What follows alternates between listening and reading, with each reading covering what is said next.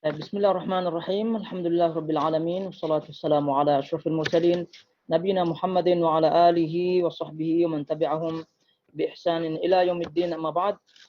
Ayyuhal ikhwatul akhawat, jamaah semua yang dirahmati Allah Azza wa Jalla.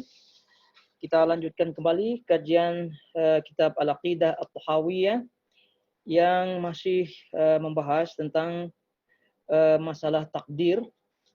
Dan ini sebagaimana pernah kita sebutkan, masalah yang sangat-sangat ditekankan oleh ulama kita, dan semua kitab-kitab akidah itu membahas atau menyebutkan tentang masalah takdir ini. Sehingga masalah takdir ini harus benar-benar kita fahami, benar-benar kita imani, kemudian kita mensikapinya sebagaimana yang dinasihatkan oleh para ulama, diantaranya tidak terlalu mendalami, ya, tidak terlalu takalluf, ya, berlebihan di dalam bertanya, kemudian juga membahas, membicarakan tentang takdir ini, sebagaimana yang disebutkan oleh Imam At-Tahawi rahimahullahu taala, karena itu adalah bagian daripada ilmu al-mafqud. Kata Imam At-Tahawi, yaitu al-ilmu al-mafqud, yaitu ilmu al-ghaib. Jadi yang kita ditekankan adalah mempelajari tentang al-ilmul mawjud, ilmu yang nampak, yang ada. Jadi itu yang ditekankan oleh para ulama kita. Sehingga apa yang pernah kita sampaikan, apa yang pernah kita dapatkan dari penjelasan tentang takdir ini, hendaknya betul-betul sekali lagi kita fahami, imani, dan juga kita jalankan. Dan kembali kita ingatkan bahwasanya masalah takdir ini sudah jelas, ya, karena ini masalah keimanan. Jadi keimanan itu adalah suatu kejelasan di mana Allah Subhanahu wa taala, yang pernah kita sebutkan hadisnya pada pertemuan yang lalu, telah menentukan tempat kita masing-masing nanti pada hari kiamat. Sudah jelas siapa yang di surga, sudah jelas siapa yang di neraka, dan ini adalah ilmu yang jelas, maknanya dalil syar'i, hadis sahih yang berkaitan dengan itu sudah jelas, dan ini kita yakini, dan pernah kita sebutkan ini menunjukkan bahwa Allah Subhanahu wa taala Maha Kuasa. Jadi Allah menunjukkan kekuasaannya, di mana tidak ada yang mampu mempengaruhi Allah Subhanahu wa taala. Jadi Allah lah yang berhak secara mutlak menentukan siapa penghuni surga, siapa penghuni neraka. Dan faedahnya bagi kita adalah menancapnya keimanan bahwa Allah Subhanahu wa taala Maha Kuasa. Nah, itu dia. Namun dalam hadis yang itu, kelengkapan daripada hadis itu disebutkan bahwa disebutkan bagaimana jalan-jalannya. Jadi Allah mempermudah. Allah mempermudah. Nah, jadi kita tidak boleh menyandarkan diri dengan ketentuan yang Allah telah tentukan, yang mana itu termasuk bagian daripada al-ilmul mafqud, ya, ilmu ghaib.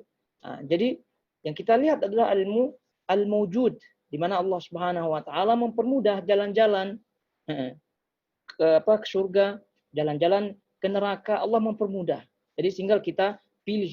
Oleh karena itu Nabi SAW dalam jawabannya ketika ditanya oleh para sahabat, i'malu, ya, ini beramallah, karena itu adalah amalan yang itu adalah al-ilmu al-mawjud.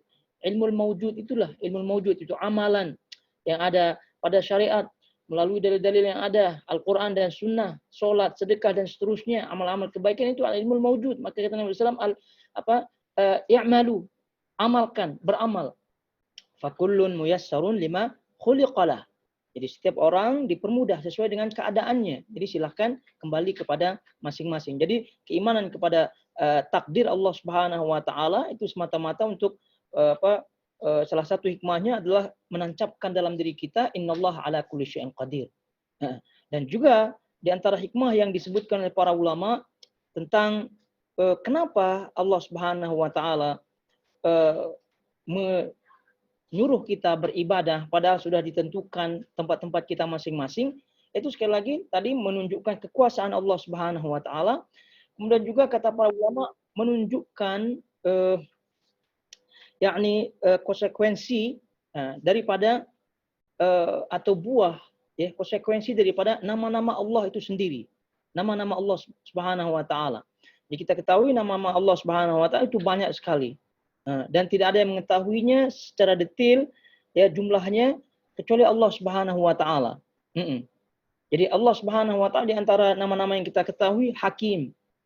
Ya, Maha Hakim, bijaksana, adil, menempatkan sesuatu pada tempatnya.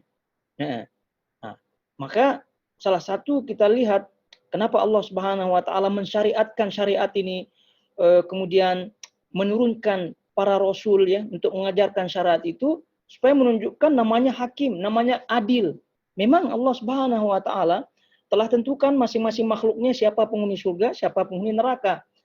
Tapi untuk menunjukkan kehakimannya Allah Subhanahu wa taala, karena siapa menjadi penduduk neraka, siapa menjadi penduduk surga itu adalah Dia sendiri yang tahu. Allah Subhanahu wa taala yang tahu. Sementara makhluk tidak tahu. Ketidaktahuan makhluk ini, ya, mengharuskan Allah Subhanahu wa taala, keadilan Allah, kehakiman Allah itu menurunkan para rasulnya. Setelah Rasul hilang, meninggal, sudah tidak ada kerasulan kenabian, dilanjutkan oleh para sahabat, dilanjutkan oleh para ulama sampai akhir zaman kita sekarang ini.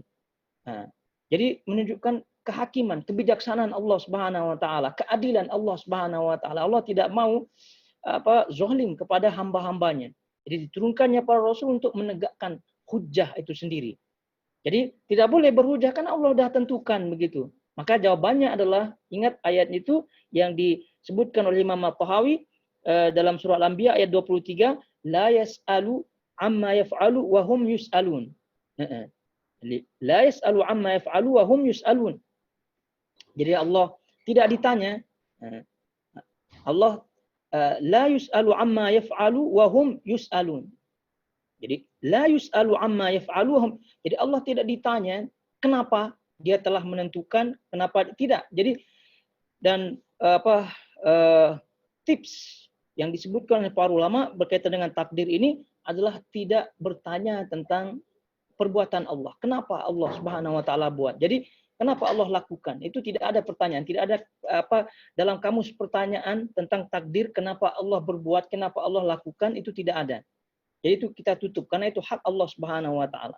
Jadi setelah kita ketahui ini bab ini ditutup, maka tadi hikmah-hikmah yang itu kita munculkan. Ya, kekuasaan Allah Subhanahu wa taala secara mutlak. Kemudian hikmah Allah Subhanahu wa taala. Kemudian juga tadi nama-nama Allah Subhanahu wa taala, di antaranya hikmah. Kemudian nama-nama Allah Subhanahu wa taala yang lain banyak sekali yang berkonsekuensi, yang dengannya kita mengetahui kenapa Allah mensyariatkan syariat, ya. Kenapa Allah Subhanahu wa taala juga menciptakan iblis, kenapa Allah Subhanahu wa taala juga menciptakan maksiat dan seterusnya, kenapa ada maksiat, sementara itu adalah takdir Allah Subhanahu wa taala. Ya, salah satu tadi menunjukkan konsekuensi daripada nama Allah yang begitu banyak. Di antaranya hikmah, hakim, adil. Kemudian di antara nama Allah Al-Ghafur, ya, Al-Ghafur, Maha Pengampun. Jadi kalau tidak ada iblis, tidak ada maksiat, semua amalan manusia, makhluk ini, manusia itu amalan malaikat semua, terus siapa yang diampuni? Jadi itu salah satu hikmah, ada konsekuensi nama. Silakan konsekuensi nama yang lain banyak sekali. Allah mencintai hamba-hambanya, tadi Ghafur, mengampuni, menerima taubat, begitu. Jadi kalau semua sejenis malaikat tidak bermaksiat, jadi siapa yang taubat, siapa yang diterima taubatnya, siapa yang diampuni, kan tidak ada. Jadi itu adalah bagian daripada hikmah di antara kenapa Allah menciptakan syariat, membuat syariat ini, kemudian menciptakan iblis dan seterusnya. Jadi intinya itu adalah termasuk dalam kategori sebab musabbab. Kategori sebab musabbab. Masuk dalam kategori sebab musabbab. Jadi ada sebab Allah Subhanahu wa taala mengampuni, sehingga perlu ada maksiat, perlu ada setan, perlu ada iblis dan seterusnya. Tapi yang paling jelas adalah sebagaimana yang disebutkan oleh Imam At-Tahawi pada poin yang ke-46 yang pernah disebutkan, yaitu hendaknya kita betul-betul fokus kepada al-ilmul mawjud, Ya, al-ilmu al-mawjud. Nah, samping keimanan yang telah menancap, ya kita harus sertai dengan al-ilmu al-mawjud. Nah, itu yang paling inti. Itu yang paling utama. Taib. Adapun berkaitan dengan takdir Allah Subhanahu wa taala sebagaimana yang beliau sebutkan di sini, iman, taib, kemudian tidak memaksakan diri untuk menyelam ke dalam permasalahan takdir. Oleh karena itu Nabi SAW bersabda, "Idza dzukira al-qadar fa'amsiku," atau kama qala SAW. Jika disebutkan masalah takdir maka kontrol diri, diam. Nah, ini kata Nabi SAW itu menunjukkan bahwasanya permasalahan takdir ini tidak sembarangan. Baik. Dan seterusnya bagaimana yang pernah kita sebutkan. Lalu sekarang masalah takdir yang terakhir kita simak terlebih dahulu, dan ini sebagai pelengkap tentunya apa yang beliau sebutkan. Nah, poin yang ke-47 kemudian 48. Bismillahirrahmanirrahim. Qala al-alama hujjatul Islam Abu Ja'far al-Waraqi at-Tahawi. Qala wa nu'minu bil lawhil wal qalami wa jami'i ma fihi qad ruqima. Falaw ijtama'a khalqu kulluhum ala syai'in katabahu Allah Ta'ala fi annahu ka'in liyaj'aluhu ghayra ka'in lam yaqdiru alaihi walau ijtama'u kulluhum ala syai'in lam yaktubhu Allah Ta'ala fihi liyaj'aluhu ka'inan lam yaqdiru alaihi jaffal qalamu bima hu ka'inun ila yaumil qiyamah wa ma akhta'al 'abda lam yakun liyusibahu wa ma asabahu lam yakun liyukhti'ahu. Dan kita beriman dengan Al-Law Al-Mahfuz, Al-Qalam yakni pena dan segala yang tercatat di dalamnya. Seandainya seluruh makhluk bersepakat terhadap sesuatu yang telah Allah tetapkan untuk terjadi agar tidak terjadi, niscaya maka mereka tak akan mampu melakukannya. Dan seandainya seluruh makhluk bersepakat terhadap sesuatu yang tidak Allah tetapkan untuk terjadi agar terjadi, niscaya mereka tidak akan mampu melakukannya. Pena telah kering, yakni setelah menuliskan semua yang akan terjadi sehingga hari kiamat. Dan apa yang tidak menjadi takdir seorang hamba tidak akan menimpanya, dan apa yang menjadi takdir tidak akan terlepas darinya. Wa 'alal 'abdi an ya'lama anna Allah qad sabaqa 'ilmuhu fi kulli ka'inin min khalqihi faqaddara dhalika taqdiran muhkaman mubraman laisa fihi naqisan wala mu'aqibun wala muzilun wala mughayyirun wala naqisun wala zaidun min khalqihi fi samawatihi wa ardihi. Wadhalika min aqlil iman wa usulil ma'rifati wal i'tirafi bi tauhidillahi ta'ala wa rububiyyatihi. Kama qala ta'ala fi kitabi wa khalaqa kulli syai'in faqadarahu taqdiran. Wa qala ta'ala wa kana amrullahi qadaran maqduran. Fawailun liman sara Allah ta'ala fil qadri khasiman wa ahdara lil nazari fihi qalban saqiman. Laqadil tamasa biwahmihi fi fahsil ghaibi sirran katiman wa ada bima qala fihi afakan athiman. Seorang hamba hendaklah mengetahui bahawasanya Allah telah mengetahui segala sesuatu yang akan terjadi pada makhluknya. Allah menakdirkan hal itu dengan takdir yang pasti dan baku, yakni mubrab. Tidak ada yang dapat membatalkan, tidak ada yang menyalahkan, tidak ada yang bisa merubah, yakni semua ketetapan Allah. Tidak ada yang kurang dan tidak ada yang lebih dari makhluknya, baik langit maupun di bumi. Itu adalah antara akidah, keimanan dan pokok ma'rifat. Dan pengakuan terhadap tauhid dan rububiyahnya sebagaimana yang difirmankan dalam Al-Quran. Dan dia telah menciptakan segala sesuatu dan dia menetapkan takdirnya dengan serapi-rapinya. Quran Surah Al-Furqan ayat 2. Dan firman-Nya, dan ketetapan Allah itu suatu ketetapan yang pasti berlaku. Quran Surah Al-Ahzab ayat 38. Maka celakalah orang yang betul-betul menjadi musuh Allah dalam masalah takdir dan menghadirkan hati yang sakit dalam mengkaji qada dan qadar. Sungguh dia telah mencari dengan keraguan-raguannya dalam mempelajari perkara gaib yang merupakan rahsia yang tertutup rapat. Dan orang tersebut yakni hanya akan kembali dengan apa saja yang dikatakannya tentang qada dan qadar. sebagai seorang pendusta yang penuh dosa. Itu yang disebutkan oleh Imam At-Tahawi rahimahullahu taala sebagai pelengkap apa yang kita bacakan pada pertemuan yang lalu, kaitannya dengan takdir Allah Subhanahu wa taala. Jadi jelas apa yang beliau sampaikan di sini, bahwa ketika kita mengimani takdir itu, dan itu wajib tentu bagi seorang muslim, wajib bagi seorang mukmin, yaitu beriman kepada takdir Allah Subhanahu wa taala dengan seluruh maratib, yakni tingkatan yang pernah kita sebutkan, ilmu, kemudian tulisan yaitu kitabah, kemudian al-masyiah kehendak, kemudian al-khalq yakni ciptaan.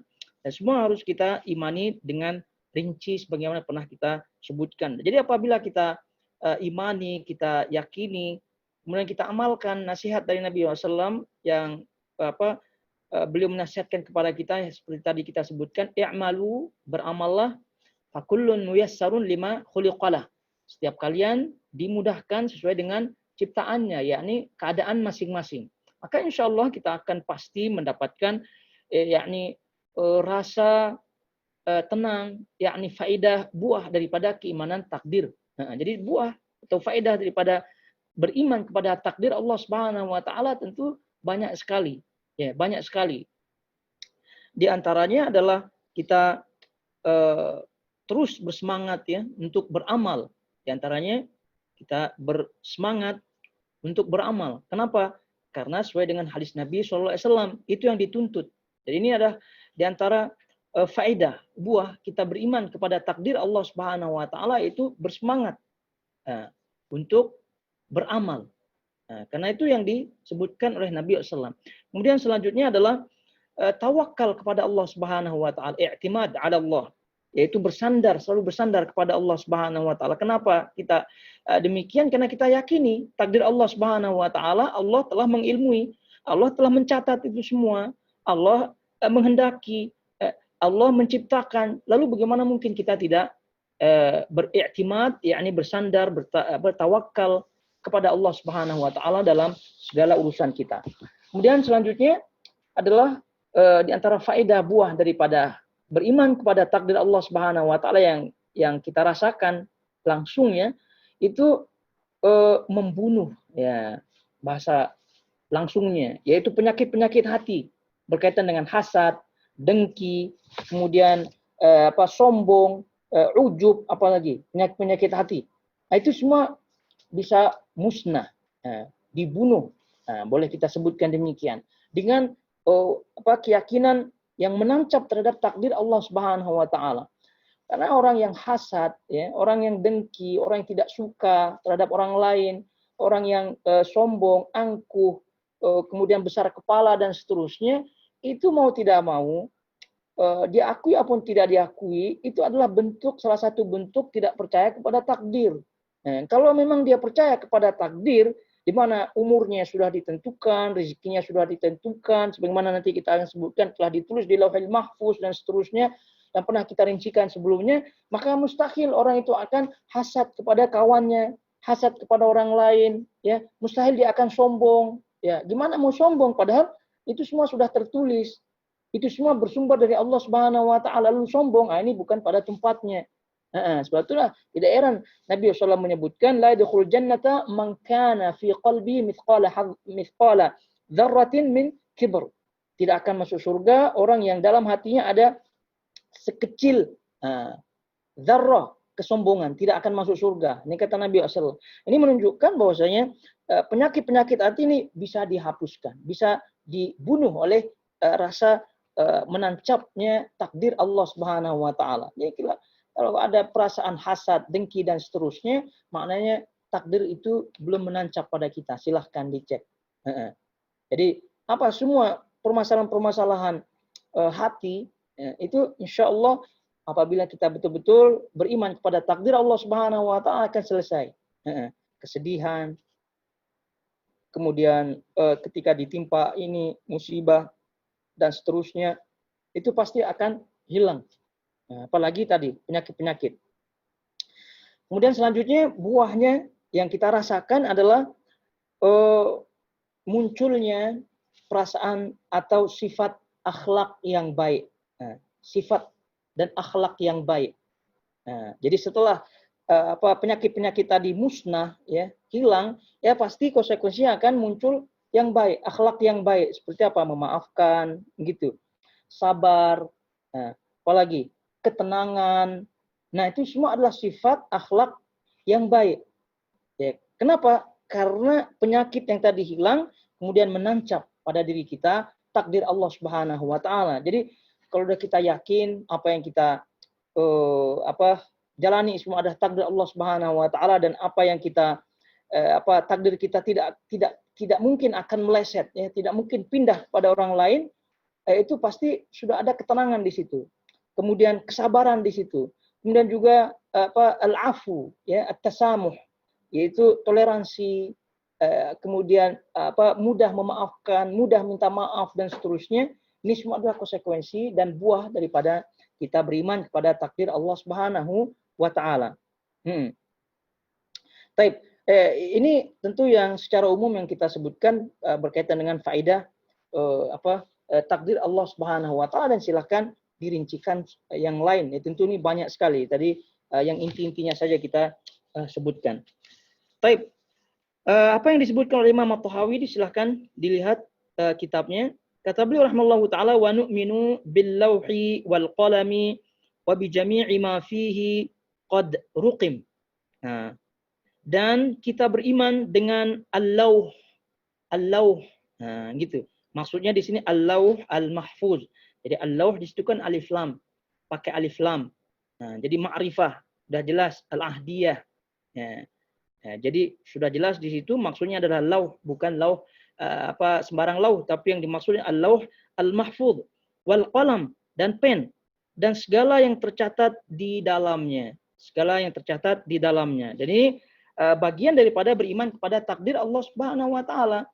Karena yang pernah kita sampaikan di antara maratib, yaitu tingkatan takdir Allah Subhanahu wa taala, adalah beriman kepada yang 4 yang pernah kita sebutkan. Ilmu, tulisan. Nah, itu ilmu, tulisan, ini tulisan Allah terhadap takdirnya, itu semua sudah tertulis di Lauh al-Mahfuz. Lauh al-Mahfuz.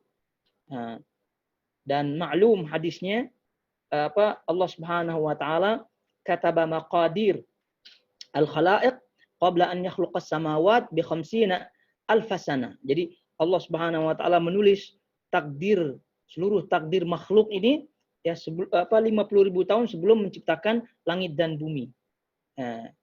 Jadi itu sudah tercatat, maknanya apa? Sudah tercatat di Lauh al-Mahfuz. Dan alat untuk mencatatnya adalah pen, namanya pen. Jadi lauh dan qalam. Jadi kita beriman ada makhluk namanya lauh, ada makhluk namanya pen. Adapun hakikatnya wallahu a'lam. Sebab itulah kata para ulama al-lauh, ya, al-lauh dari segi bahasa adalah lembaran, ya, lembaran untuk menulis, biasanya dibuat dari kayu, dibuat dari lembaran kayu. Nah, dibuat daripada kayu, itu namanya lauh. Oleh karena itu di zaman dahulu cara-cara orang menghafal, terutama menghafal Quran, itu ada al-lauh namanya, al-lauh, yaitu papan, ya, dari kayu, papan kecil, ya, besarnya seperti inilah. Nah, itu tapi dari kayu. Nah, dia tulis di situ, dihapus, dihafal. Nah, sampai sekarang di pelosok-pelosok Afrika, ya, itu masih memakai cara tradisional seperti itu. Nah, itu namanya lauh, itu tempat menulis, gitu ya. Biasanya dibuat dari kayu. Itu al-lauh namanya. Nah, namun yang dimaksud di sini adalah al-lauh al-mahfuz. Al-lauh al-mahfuz. Di situ ditulisnya atau tempat ditulisnya seluruh takdir makhluk. Nah, seluruh takdir makhluk Allah Subhanahu wa taala, di situ tempat ditulisnya. Maka disebut al-lauh, yaitu karena di situ ditulis, ya. Nah, kemudian al-mahfuz maknanya adalah yang mahfuz, yang terjaga. Dan itu yang disebutkan oleh Ibnu Katsir rahimahullahu taala, al-mahfuz maknanya terjaga dari pengurangan, terjaga dari kelebihan, terjaga dari pengetahuan makhluk. Jadi seluruh apa yang tertulis di al-lauh al-mahfuz, al-lauh al-mahfuz itu semua terjaga. rahasianya terjaga sehingga tidak ada kelebihan, tidak ada yang menambah, tidak ada yang mengurang. Nah, jadi itu maka disebut al-mahfuz, terjaga dari rahasianya, terjaga dari semua. Maka apa yang tertulis di al-lauh al-mahfuz itu hanya Allah Subhanahu wa taala yang mengetahui. Innahu kata Allah Subhanahu wa taala dalam akhir surah Al-Burj, fi lauhin mahfuz. Nah, jadi Al-Qur'an itu ditulis oleh Allah Subhanahu wa taala itu fi lauh al-mahfuz. Nah, jadi di lauh itu tempat ditulis kitab lauh al-mahfuz yang terjaga. Taib, kemudian al-qalam. Nah, kemudian al-qalam. Taib, al-qalam yang disebutkan oleh para ulama adalah pen. Yang kita ketahui makna dari segi bahasa al-qalam yakni pen. Jadi, namun hakikatnya baik al-lauh maupun qalam ini tentu hakikatnya hanya Allah Subhanahu wa taala yang tahu. Ya, kita tidak tahu hakikatnya. Adapun qalam pen itu alat untuk menulis. Ya, tentu yang ditulis adalah takdir. Jadi alat untuk menulis takdir makhluknya. Takdir makhluk Allah Subhanahu wa taala. Nah, jadi seluruh takdir Allah Subhanahu wa taala itu ditulis ya dengan pen. Ditulis dengan pen, al-qalam. Namun sekali lagi, qalam yang ini hakikatnya bagaimana? Wallahu taala alam. Jadi pen menulis untuk takdir Allah Subhanahu wa taala ya sesuai dengan takdir yang pernah kita sebutkan. Takdir yang pernah kita sebutkan. Jadi takdir am ya maupun takdir khos, takdir yang khusus itu semua ditulis dengan pen. Nah, semua ditulis dengan al-qalam ini. Jadi Allah menulis 50.000 tahun sebelum diciptakannya langit dan bumi, Allah menulis seluruh takdir makhluk, ya, seluruh takdir makhluk itu menggunakan pen. Itu takdir umum. Takdir khusus pun demikian juga. Takdir khusus pun demikian juga. Jadi malaikat menulis takdir kita, apakah kita menjadi orang bahagia, ajal kita dan seterusnya di perut ibu kita di rahim, ya, di rahim itu pun menggunakan pen. Kemudian malaikat yang menulis, ya, malaikat yang menulis sifatnya raqibun atid, raqib atid. Nah, itu sifat daripada malaikat itu. Jadi raqib atid itu bukan namanya ya, tapi sifatnya. Nah, sifatnya. Ini keliru orang nama malaikat yang dua malaikat gitu katanya yang menulis amal raqib bukan nama, tapi itu sifat. Tapi sifat. Jadi raqib yang menjaga, mengawasi. Jadi itu sifatnya, bukan namanya. Ala kulli hal. Jadi malaikat yang menulis amal-amal hamba ya, itu juga memakai pen. Itu juga memakai pen. Sehingga pen ini fungsinya adalah menulis takdir Allah Subhanahu wa taala. Baik. Kemudian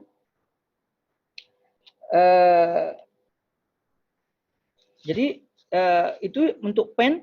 Tugasnya pen menulis takdir Allah Subhanahu wa taala baik yang umum maupun yang khusus. Yang khusus maknanya yang ada di malaikat, suhuf, lembaran-lembaran yang ada pada malaikat, dan itu yang kita sebutkan lembaran-lembaran yang ada pada malaikat itulah yang bisa dihapus, bisa diganti, bisa dihapus, bisa diganti sebagaimana yang pernah kita sebutkan dalam surah Ar-Ra'd.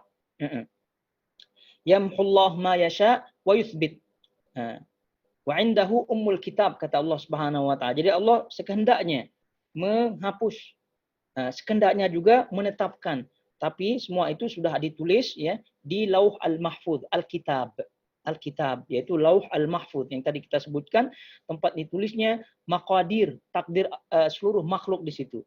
Nah, itu semua tidak ada yang mengetahui karena itu rahasia Allah Subhanahu wa taala. Adapun yang bisa dihapus, yang bisa ditetapkan itu adalah lembaran-lembaran yang ada pada malaikat yang pernah kita sebutkan. Sehingga apabila hamba mengerjakan amal-amal yang bisa menambah takdir seperti umur, seperti rezeki, maka itu pada hakikatnya berkurang dan bertambahnya itu pada zahirnya itu di lembaran malaikat. Kalau tidak, kalau di lauhul mahfuz itu sudah tidak bisa ditambah, tidak bisa dikurangi. Dan ini pernah kita sebutkan. Intinya itulah tugas daripada pen. Dan juga berkaitan dengan pen ini yang masyhur khilaf, ya, perbedaan pendapat para ulama yang masyhur dalam masalah ini adalah apakah pen itu adalah eh, apakah pen itu adalah makhluk yang pertama kali diciptakan oleh Allah Subhanahu wa taala apa tidak. Nah, ini adalah masalah yang masyhur di kalangan ulama. Ada khilaf. Ada yang mengatakan pen itulah yang menjadi makhluk Allah yang pertama. Ya. Ada yang mengatakan tidak, makhluk Allah Subhanahu wa taala bukan pen. Bukan pen. Tapi arsy, katanya arsy. Demikian. Ini khilaf. Al-jumhur, ya, jumhur ulama mengatakan bahwasanya pen itu setelah arsy. Maknanya arsy itu adalah makhluk yang pertama. Kemudian baru pen. Pena. Adapun yang lain tadi kita sebutkan, pen itu lebih awal. Seperti pendapat Ibnu Al-Jauzi, Ibnu Jarir, kemudian dipilih oleh Syekh Al-Albani rahimahullahu taala. Ini adalah khilaf para ulama. Ya, tentu ini bukan khilaf dalam khilaf akidah, tidak. Khilaf yang dikatakan sebagai ulama khilaf dalam bab usul, ya, dalam bab masalah-masalah fondasi akidah, tidak. Tapi tetap intinya para ulama yang khilaf ini, ya, walaupun khilaf, pada intinya adalah mereka meyakini adanya pen, meyakini adanya arsy Allah Subhanahu wa taala dengan keyakinan yang sesuai dengan pemahaman salaf. Adapun mana yang terlebih dahulu, mana yang ini, itu khilaf yang tidak berpengaruh. Ya, sama dengan khilaf yang pernah kita sebutkan, urutan-urutan yang ada nanti, kejadian-kejadian yang ada setelah hari kiamat dan seterusnya, pernah kita sebutkan syafaat Nabi, itu urutan-urutan khilaf para ulama. Namun itu tidak berpengaruh pada keyakinan. Jadi tidak disebutkan bagi yang meyakini ini khilaf ini, misalnya mengambil pendapat ulama ini, pendapat ulama jadi kafir atau seperti Mu'tazilah, seperti Asy'ariyah, itu tidak. Nah, ini maksudnya bahwasanya khilaf yang ini tidak ada pengaruh. Tidak ada pengaruh. Namun wallahu taala alam, yang yang kita pilih ada pendapat jumhur ulama. Jumhur dalam hal ini mengatakan bahwasanya arsy lebih dahulu daripada pen. Arsy lebih dahulu daripada pen. Karena Nabi SAW menyebutkan kataballahu maqadir al-khalaiq qabla an yakhluqas samawati wal ard bi 50 alfasana. Ya, dalam hadis riwayat Imam Muslim itu yang tadi kita bacakan juga, jadi Allah Subhanahu wa taala menulis seluruh takdir makhluk, ya, 50.000 tahun sebelum menciptakan langit dan bumi. Lalu di akhir hadis itu Nabi SAW menyebutkan wa kana arshuhu 'alal ma, wa kana arshuhu 'alal ma, dan arsy Allah Subhanahu wa taala itu berada di atas air. Dari zahir hadis ini kata jumhur bahwasanya pen itu, ya, menulis setelah diciptakannya arsy, setelah menciptakannya arsy, karena disebut di situ kana. Jadi kalau ada kana maknanya berita yang telah lalu. Berarti maknanya arsy itu diciptakan lebih dahulu daripada pen. Adapun pendapat yang mengatakan pen itu terlebih dahulu daripada arsy, mereka berdalil dengan hadis yang sahih. Nabi SAW menyebutkan awwalu ma khalaqallahu al-qalam qala lahu uktub. Jadi makhluk yang pertama kali diciptakan oleh Allah Subhanahu wa taala, atau sesuatu, atau ya, makhluk Allah yang paling pertama diciptakan oleh Allah adalah pen. Lalu Allah memerintahkan kepada pen ini uktub. Uktub itu tulis. Apa yang ditulis? Maqadir, yaitu seluruh takdir makhluknya. Nah, ini sebagai pendapat yang mengatakan bahwasanya pen itu adalah makhluk yang pertama diciptakan. Namun dijawab oleh jumhur bahwasanya hadis-hadis yang lain mengisyaratkan tentang arsy lebih dahulu. Lalu oleh karena itu mereka menafsirkan hadis yang tadi, yang secara zahirnya menunjukkan yang menunjukkan pen adalah ciptaan Allah yang paling pertama. Maka kata para ulama dalam menjawab awwalu ma khalaqallahu al-qalam, jadi maksudnya adalah ketika pertama kali pen itu diciptakan, lalu perintah yang pertama adalah disuruh untuk menulis takdir. Jadi maksudnya awwalu ma khalaqallah, yaitu yang paling pertama diciptakan adalah pen, maksudnya ketika pen pertama kali diciptakan. Ala kulli hal, ini adalah khilaf di antara para ulama yang masyhur, namun sekali lagi ini tidak berpengaruh pada akidah kita. Jadi kalau ada orang yang pening-pening kepala, ya untuk mana satu yang dipilih, mana itu maknanya orang ini tersesat sebelum sesat. Ya, tersesat sebelum sesat. Artinya apa? Orang yang sesat itu ya masuk akal ya. Artinya apa? Salah mungkin dalilnya atau apa, ini tersesat ya sebelum sesat. Artinya tidak perlu dipikir-pikir. Seperti tadi kita sebutkan, ini masalah khilaf yang tidak berpengaruh sekali. Baik, ala kulli hal. Lanjut kita baca apa yang disebutkan oleh Imam At-Tahawi, dan kita beriman dengan Al-Lauh Al-Mahfuz, kita dah fahami. Kemudian Al-Qalam, pena pun kita dah fahami. Apa yang kita imani daripada Al-Lauh Al-Mahfuz dan Qalam ini? Bi jami'i ma fihi qad ruqim, dan segala yang tercatat di dalamnya. Nah, ini takdir Allah Subhanahu wa taala. Kemudian kata beliau, falau ijtama'al khalqu kulluhum ala syai'in katabahu Allah taala fihi annahu kain la yaj'aluhu ghairu kain lam yaqdiru alaihi. Dan segala yang tercatat di dalamnya, ya kita yakini semuanya. Kemudian kata beliau, seandainya ya seluruh makhluk bersepakat terhadap sesuatu yang telah Allah tetapkan untuk terjadi, agar tidak terjadi, niscaya maka mereka tak akan mampu, ya mereka tak akan mampu. Dan ini adalah keyakinan kita, dan ini yang disampaikan oleh Nabi SAW dalam berbagai hadisnya, diantaranya hadis yang diriwayatkan oleh Imam Tirmidzi, sehingga disebutkan oleh Imam An-Nawawi rahimahullahu taala dalam hadis Arba'in An-Nawawiyah. Itu disebutkan karena ini hadis termasuk hadis yang penting yang berkaitan dengan takdir ini, dan bahkan masalah ini disampaikan oleh Rasulullah SAW kepada anak kecil, ya kepada anak kecil yaitu Ibnu Abbas,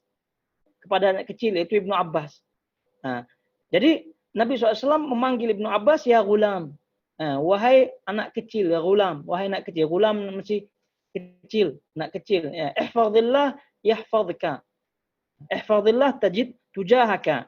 Nah, ke sini. Nah, gitu ya, gulam, wahai anak kecil, gitu maksudnya Ibnu Abbas waktu itu, ihfazillah, jaga Allah, maka Allah akan menjagamu. Nah, jadi kamu akan mendapatkan Allah bersamamu. Nah, terus lalu beliau menyampaikan hadis berkaitan dengan takdir sebagaimana yang disebutkan oleh Al-Imam At-Tahawi ini. Jadi kalau seluruh makhluk manusia berkumpul untuk mencelakaimu, ya, menyakitimu, tapi itu bukan takdirmu untuk celaka, maka tidak akan mampu. Mereka tidak akan mampu mencelakaimu. Begitu juga kebalikannya, apabila semua makhluk bersepakat untuk memberikanmu kebaikan, namun itu bukan takdirmu, maka mereka pun tidak akan mampu memberikanmu kebaikan. Karena pen telah kering.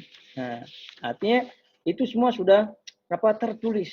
Dan ini hadis sahih diriwayatkan oleh Imam At-Tirmidzi rahimahullahu taala, dan itu yang disampaikan oleh Imam At-Tahawi di sini sesuai dengan hadis Imam Tirmidzi tadi. Dan tadi kita sebutkan Nabi SAW mengajarkan masalah takdir ini pada anak kecil, yaitu pada Ibnu Abbas radhiyallahu ta'ala. Dan ini mengisyaratkan kepada kita semua sebagai pendidik, orang tua khususnya, ya, masalah takdir sebenarnya masalah yang simple. Simple sekali. Namun jangan sampai kita terperangkap ke dalam talbis iblis sehingga membingungkan diri dengan pertanyaan-pertanyaan yang tak jelas dan seterusnya. Jadi karena itu masalah takdir ini, bahwasanya Allah Subhanahu wa taala telah menulis takdir kita. Kemudian apa yang takdir kita ini tidak akan meleset, tidak akan pindah kepada orang, rezeki kita, kebaikan, keburukan, dan semuanya itu semua sudah tertulis dan akan pasti terjadi, tidak bisa berpindah. Maka prinsip-prinsip takdir seperti itu, ya, bagi kita orang tua itu hendaknya dari awal-awal telah kita sampaikan supaya anak itu qawi, ya, kuat, strong gitu dalam fondasi akidahnya. Jadi anak itu tidak akan takut lagi. Ini masalahnya di kampung-kampung itu hantu-hantu. Itu hantu pula. Jadi bagaimana mau menjadi strong, ya, seperti sahabat yang sejak kecil dah tanamkan keimanan itu oleh Nabi SAW, keimanan tentang takdir, sehingga para sahabat tidak ada takut.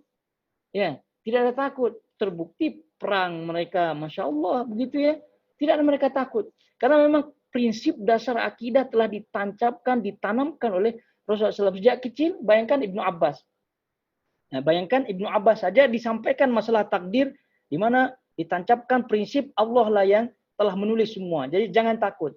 Ya, jangan takut. Nah, maka tadi faedah buah daripada beriman kepada takdir itu insya Allah kita akan dapati. Ya, kita rajin semangat, bersandar kepada Allah Subhanahu Wa Taala, bertawakal, kemudian tidak takut kepada siapapun. Tadi kita sebutkan sabar, tidak ada dengki dan seterusnya. Nah, apabila menancap, dengan itu sekali lagi tancapkan pada diri kita masing-masing, kemudian transfer itu kepada keluarga kita, khususnya anak-anak masih kecil ya, itu kita tancapkan dari sekarang. Nah, tidak seperti zaman-zaman dahulu kita atau bahkan sebagian sekarang masih ada gitu ya, yang menakut-nakuti anak-anak gitu dan seterusnya. Jadi tancapkan bahwasanya tenang saja begitu. Allah telah menulis, telah tetapkan begitu. Jadi maju kemudian pergi, apalagi kita suruh dia ke masjid misalnya atau apa, jangan takutlah begitu intinya. Nah, jadi sampai demikian bahwasanya ini menunjukkan masalah yang prinsip seperti ini hendaknya kita tanamkan sejak dini ya kepada anak didik kita, terutama keluarga dan seterusnya. Baik, jadi kita ulangi, seandainya seluruh makhluk bersepakat terhadap sesuatu yang telah Allah tetapkan untuk terjadi, agar tidak terjadi, niscaya maka mereka tak akan mampu. Nah, ini sesuai dengan makna daripada hadis yang tadi saya sampaikan, hadis Nabi SAW diucapkan kepada Ibnu Abbas dari riwayatkan Imam Tirmidzi. Nah, tidak akan mampu melakukannya. Kemudian, dan seandainya seluruh makhluk bersepakat terhadap sesuatu yang tidak Allah tetapkan untuk terjadi, agar terjadi, niscaya mereka tidak akan mampu melakukannya. Pena telah kering. Nah, setelah menuliskan semua yang akan terjadi hingga hari kiamat. Jadi pena telah kering maknanya tidak akan ditulis lagi dah. Gitu. Tidak akan ditulis lagi dah. Dan itu yang tadi kita sebutkan di awal, telah tertulis di Lauh Al-Mahfuz. Itu dia. Kalau udah kolam, pen, itu telah menulis takdir fulan menjadi orang bahagia, fulan menjadi orang sengsara dan seterusnya, ya. Maka pen sudah tidak tulis lagi dah. Sudah tidak bisa tambah kurang dah, begitu. Sehingga tinggal kita jalani saja, yaitu dengan beramal. Karena itu adalah bagian al-ilmul mafqud, ilmul ghaib. Sehingga sekarang di depan kita adalah kita beramal. Kita beramal. Dan jangan khawatir.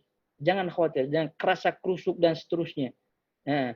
Jadi untuk mau kaya dan seterusnya, jalankan syariat yang baik, maka rezeki tidak akan lari. Ini masalahnya kerasa krusuk, riba ditabraknya, gitu ya, korupsi, mencuri, menipu dan seterusnya. Itu semua adalah akibat tidak percaya atau kurang ya terhadap permasalahan takdir ini, kurang terhadap permasalahan takdir. Baik, selanjutnya kata beliau rahimahullahu taala,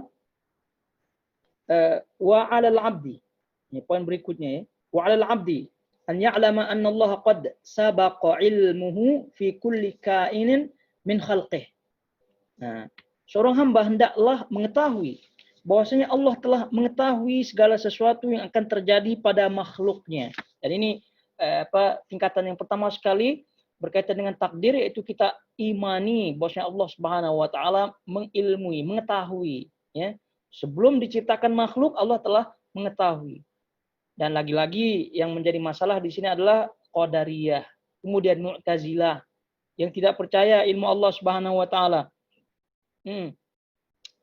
Lalu Mu'tazilah yang percaya ilmu Allah, tapi katanya kehendak makhluk itu adalah ciptaan makhluk itu sendiri. Ini kan bahaya yang pernah kita sebutkan. Sebab itulah Qadariyah ini kata Nabi SAW, majus hadhil ummah. Majusinya umat ini adalah Qadariyah. Ya, Qadariyah. Kenapa demikian? Karena Qadariyah ini sebagaimana halnya Majusi mengimani, meyakini adanya pencipta, dua pencipta, pencipta gelap dan pencipta terang, api dan cahaya. Maka sebagaimana halnya itu mirip, Qadariyah pun demikian. Jadi seolah-olah dia menetapkan adanya dua pencipta. yaitu Allah Subhanahu wa taala menciptakan secara umum, kemudian dirinya sendiri menciptakan secara khusus yaitu kehendaknya. Jadi mirip dengan Majusi. Ya, tidak heran. Yakni Nabi SAW dan juga para sahabat mengatakan al-qadariyatu majus hadhil ummah. Nah, yaitu qadariyah ini adalah majusinya umat ini. Nauzubillah min dzalik. Sebab itulah dalam banyak asar ya, la tujalisu ahlul qadar. Nah, jangan kalian duduk-duduk dengan orang yang tidak percaya takdir, yang memiliki syubhat dan seterusnya. Nah, jadi ini adalah perintah atau nasihat dari Rasulullah SAW akan kesesatan mereka, kemudian perintah atau nasihat dari Rasulullah SAW agar kita menjauhi orang-orang yang memiliki syubhat. Kemudian kata beliau rahimahullah, faqadara dzalika taqdiran muhakkaman mubarraman mubraman laisa fihi naqidun wala mu'aqqibun wala muzil wala mughayyir wala naqis wala zaid min khalqihi fi samawatihi wa ardihi. Wa dzalika min 'uqdil iman wa usulul ma'rifah wal i'tiraf bi tauhidillah ta'ala wa rububiyyatihi. Kama qala ta'ala fi kitabih wa khalaqa kulla syai'in faqaddarahu taqdira. وقال تعالى وكان أمره قدرا مقدورا فويل لمن صار لله تعالى في القدر خصيما وأحضر للنظر فيه قلبا سقيما لقد التمس بوهمه في فحص الغيب سرا كتيما وعاد بما قال فيه أفاكا أثيما. Kata beliau rahimahullah ta'ala, dilihat terjemahnya, Allah menakdirkan hal itu dengan takdir yang pasti dan baku, yaitu mubrama. Tidak ada yang dapat membatalkan, tidak ada yang menyalahkan, tidak ada yang bisa merubah. Semua ketetapan Allah. Maka tadi kita di awal-awal disampaikan, semua itu Allah tulis di Al-Lauh Al-Mahfuz. Al-Lauh Al-Mahfuz. Di situ tempat ditulisnya mubram, tertulis semua di situ. Maka itu adalah tempat yang terjaga, Al-Mahfuz, dirahasiakan, tidak bisa dihapus, tidak bisa ditambah, tidak bisa dikurang. Dah pasti. Tidak bisa meleset-meleset, tidak bisa. Kemudian tidak ada yang kurang dan tidak ada yang lebih daripada makhluknya, baik langit maupun di bumi. Itu adalah di antara akidah, keimanan dan pokok makrifah, dan pengakuan terhadap tauhid dan rububiyahnya. Ini penting sekali. Dan pengakuan terhadap tauhid dan rububiyahnya. Oleh karena itu Ibnu Abbas rahimahullahu taala menyebutkan berkaitan dengan berkaitan dengan kaitan antara tauhid dengan takdir. Ya, kaitan dengan tauhid dengan takdir, terutama tauhid rububiyah, kemudian konsekuensinya tentu tauhid uluhiyah. Jadi barang siapa yang kata beliau radhiyallahu ta'ala, barang siapa yang mendustakan takdir maka dia telah syirik kepada Allah Subhanahu wa taala. Kemudian kata beliau juga beriman kepada takdir ini adalah asas daripada tauhid. Ya, asas daripada tauhid. Maka barang siapa yang mendustakan takdir, maka dia telah mendustakan tauhid Allah Subhanahu wa taala. Itu yang disampaikan oleh Ibnu Abbas rahimahullahu taala. Kenapa demikian?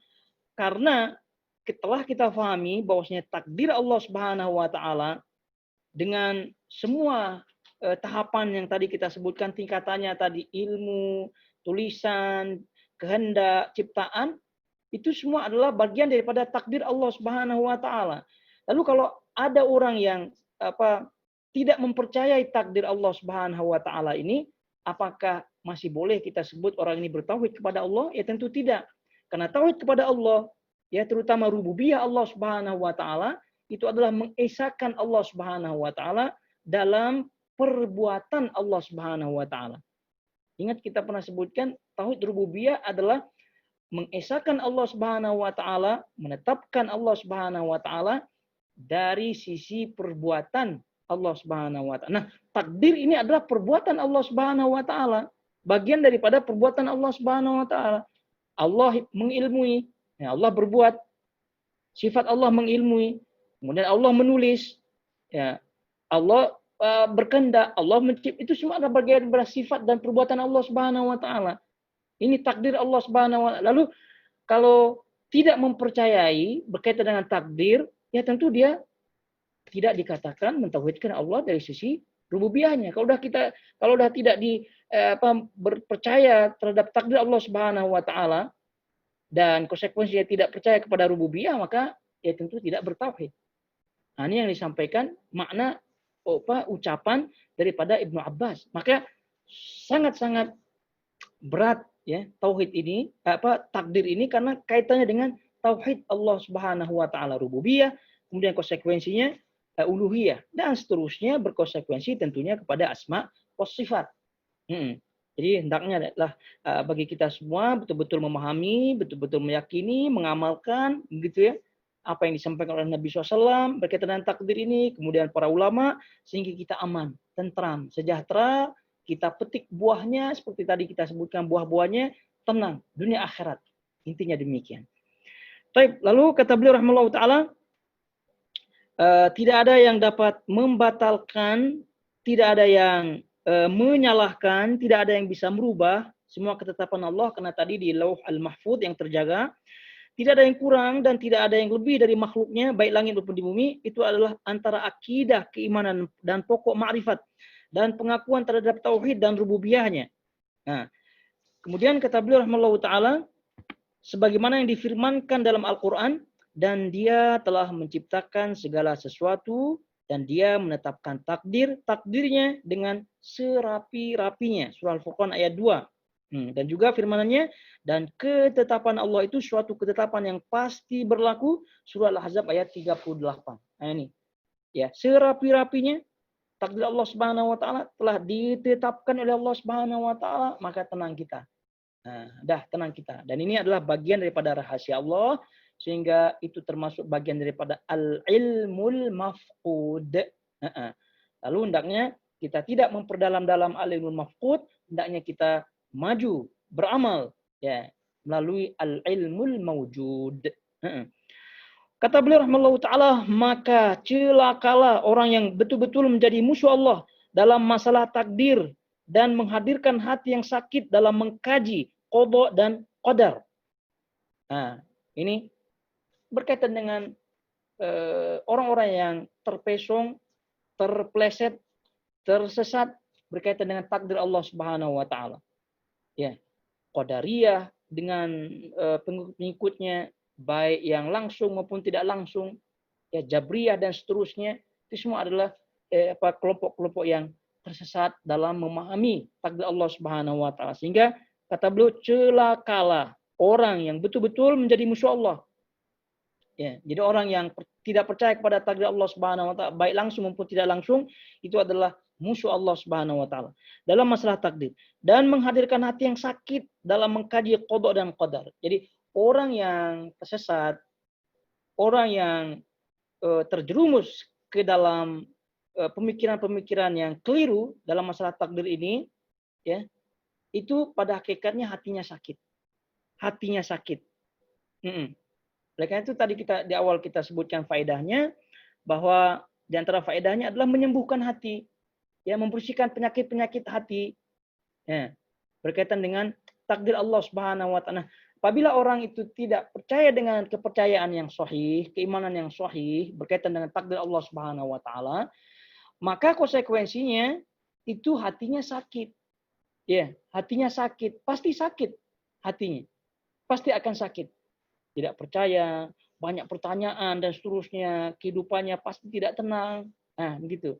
Jadi kaum liberal, kaum ahli kalam gitu, nampaknya saja mereka santai-santai, cengingiran istilahnya, senyum-senyum gitu kalau berbicara. Tapi pada hakikatnya dia sakit. Dia sakit. Hatinya sakit, kemudian tercermin ya, berbias kepada amalannya.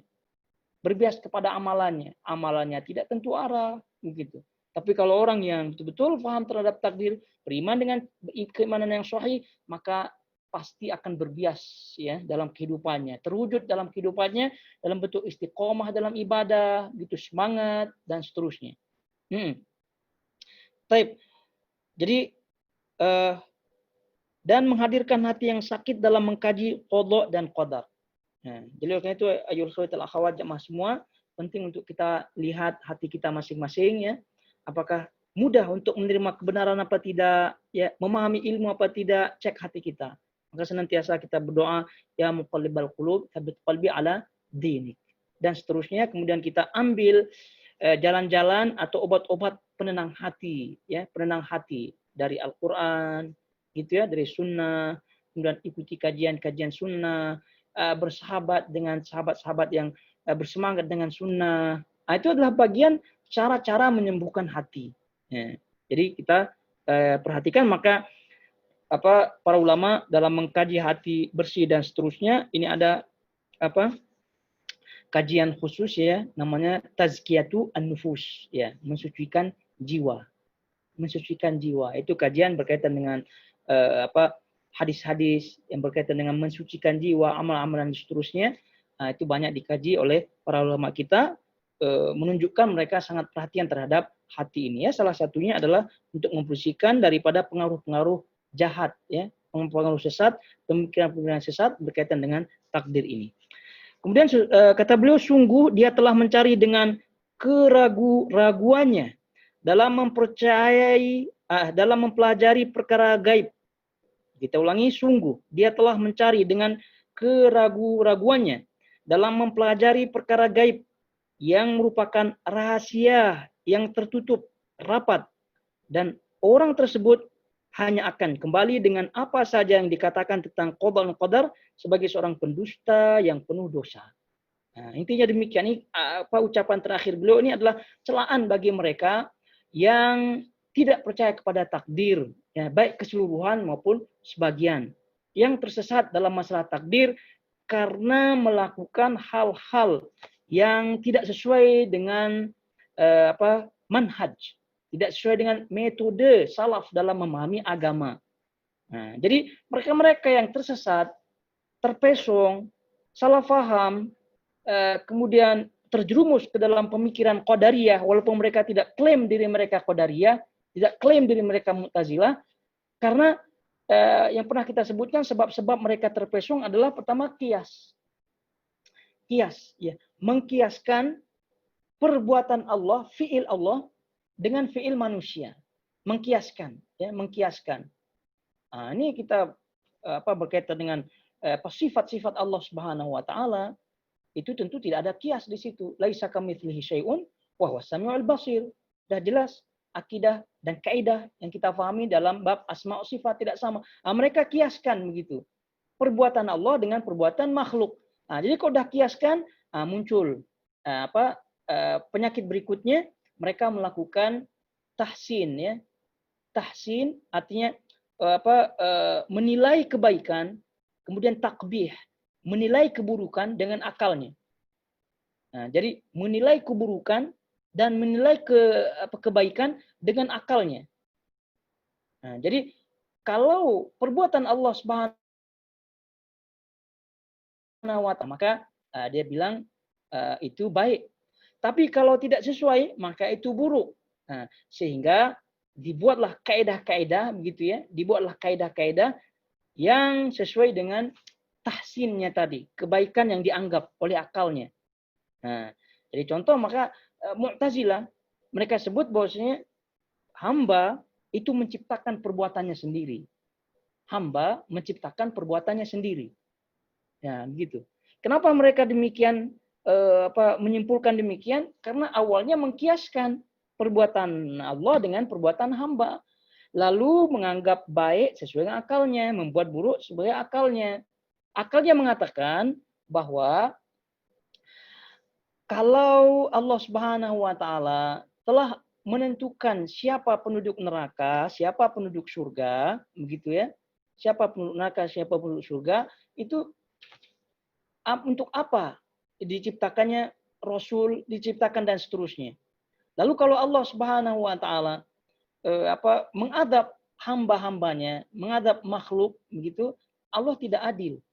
Nah, sementara Allah dah tahu duluan begitu katanya. Surah Allah dah tahu duluan ini penduduk dan seterusnya. Maka lebih tepatnya kita mengatakan bahwasanya lebih tepatnya supaya Allah adil begitu ya, supaya Allah adil dalam mengazab. Nah, maka kita mengatakan, maksudnya si Mu'tazilah mengatakan makhluk itu menciptakan sendiri perbuatannya. Sehingga Allah Subhanahu wa taala ya tidak ada kaitannya. Jadi ketika hamba itu melakukan maksiat, maka murni itu dari perbuatan yang diciptakan darinya, sehingga Allah tidak ada campur tangan. Nah, barulah setelah itu Allah adil. Nah, itu dia tuh, perhatikan. Nah, kesimpulan akal-akalnya, orang kalau tidak belajar akidah yang benar sesuai dengan manhaj salaf, mungkin saja terpengaruh. Naudzubillah min dzalik. Ingat, balik kembali kepada kaidah-kaidah yang pernah kita sebutkan. Nah, jadi sebab tersesatnya itu keluar karena tidak mempelajari akidah dengan manhaj ya salaf, di antaranya tadi mengkiaskan perbuatan Allah dengan perbuatan makhluk, kemudian menilai kebaikan dan keburukan daripada perbuatan Allah itu dengan akalnya, Lalu selanjutnya tersesat mereka disebabkan karena mereka tidak paham ya masalah takdir Allah Subhanahu wa taala, terutama berkaitan dengan iradah, berkaitan dengan kehendak yang pernah kita sebutkan. Tidak paham antara kehendak Allah yang kauni dengan kehendak Allah yang syar'i. Tidak paham dengan kehendak Allah yang kauni, tidak paham dengan kehendak Allah yang syar'i. Apa perbedaannya, apa persamaannya, dan seterusnya. Jadi mereka tidak paham, atau mereka tidak mau paham karena tidak mengkaji, dan seterusnya. Akhirnya tersesat sampai mereka menjadi pengikut orang-orang yang sesat yang dengan mereka tidak sadari. Na'udzubillah min dzalik. Baik. Oleh karena itu, ayuhal ikhwat wal akhwat, jamaah semua yang dirahmati Allah Azza wa Jalla, kembali nasihat Nabi SAW, ya, keimanan terhadap takdir ini kita tancapkan, maka bukti bahwasanya keimanan kita benar, ya, bukti keimanan kita benar itu membias, ya, ada buahnya, membias, terwujud dalam kehidupan dengan cara semangat betul-betul beribadah, karena itu adalah ilmu mawjud tadi kita sebutkan. Kemudian tawakal kepada Allah, takut hanya kepada Allah. Kemudian kita rasa tenang dalam hati, tidak ada hasad, tidak ada dengki, mudah maafkan dan seterusnya tadi kita sebut, itu adalah wujudnya. Kalau kita belum merasakan hal itu, maka cek betul-betul, minta kepada doa, ya muqallibal qulub tsabbit qalbi ala dinik. Apalagi naudzubillah min dzalik, terjerumus ke dalam pemahaman yang sesat, yakni berdalil dengan takdir terhadap perbuatan maksiat, terhadap perbuatan yang salah, ya tentu ini keliru fatal akibatnya. Tidak sholat kenapa takdir? Berarti murji'ah yang pernah kita berikan, jabriyah. Nah, ini. Kemudian berdalil kenapa bermaksiat ini sudah takdir Allah. Ini semua adalah pemahaman-pemahaman tersesat, pemahaman termasuk pemahaman jabriyah, lawan daripada qadariyah yang pernah kita sebutkan, dan hal ini sangat-sangat jelas penjelasan para ulama dalam hal ini. Itu tidak boleh kita berdalil dengan takdir, berhujah dengan takdir atas perbuatan maksiat yang kita lakukan. Baik, sampai di sini kiranya ayolah akhwat, jamaah semua. Semoga Allah memberikan kita pemahaman, ya, ilmu yang bermanfaat, kemudian boleh atau bisa membias, ya, terwujud, kita rasakan buah dan faedahnya di dunia sebelum di akhirat nanti. Sampai di sini kiranya. Wassallallahu ala nabiyina Muhammad wa ala alihi wa sahbihi wasallam. Kalau ada pertanyaan silahkan di situ langsung send ke ke sini saja. Kalau ada pertanyaan ke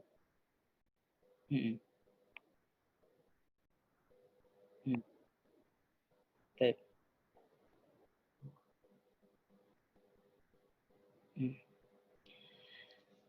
Baik, ini ada soalan. Bismillah. Ada seorang mendatangi seorang yang mengetahui perkara gaib. Ya, perkara gaib. Kemudian contoh orang itu bisa menceritakan tentang sejarah hidup orang yang mendatanginya dan boleh meramal apa yang akan terjadi pada hari akan datang berdasarkan firasat atau ilmu yang ada padanya. Kemudian dia mengatakan ini kelebihan diri dia yang Allah berikan pada dia.